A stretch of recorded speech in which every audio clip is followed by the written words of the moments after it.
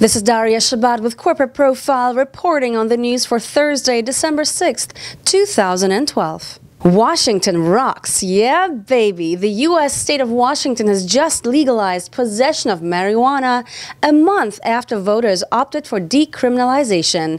As of midnight last night, anyone aged 21 and over is allowed to carry up to 1 ounce of cannabis, but smoking it in public will still be illegal.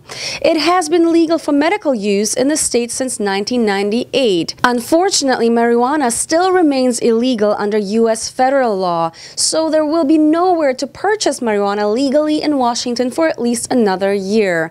It also remains unclear how federal law enforcement agencies will deal with liberalization of drug laws in Washington and eventually Colorado. Under federal law, the drug remains in the same category as cocaine, heroin, and methamphetamine, and only Congress could change that designation. I think it's time to start a petition, folks. Apple's stock is dropping and is already below $530 a share, losing $35 billion off its value, the biggest loss in the last 4 years. So what do you do if your name is Tim Cook and you happen to be the CEO of Apple?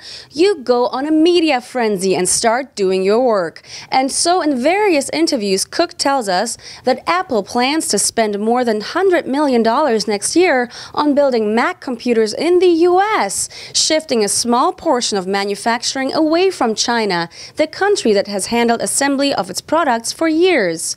Apple, which until the late 1990s made and assembled many products in the U.S., moved manufacturing to Asia to take advantage of the region's lower labor costs. The planned investment makes up a sliver of Apple's $121.3 billion in cash and probably won't affect profit margins, but there are also rumors that Apple might be eyeing our TV sets next. Now that I would love to get a glimpse of. It's Facebook versus Twitter, and caught in the middle is Instagram. Facebook's recently acquired photo-sharing service Instagram removed a key element of its integration with Twitter, pointing towards a deepening rift between two of the web's dominant social media companies. Instagram turned off support for Twitter cards to drive Twitter users to Instagram's own website. Twitter cards is a feature that allows multimedia content like YouTube videos and Instagram photos to be embedded and viewed directly within a Twitter message.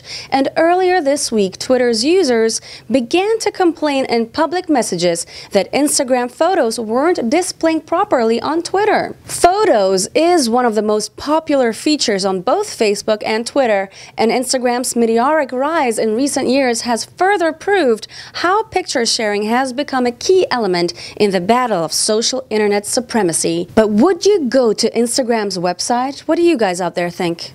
I'm Daria Shabbat with Corporate Profile. Make sure to visit our website at corporateprofile.com for more top headlines from around the world, as well as interesting business profiles. Post your comments, like us on Facebook, and follow us on Twitter.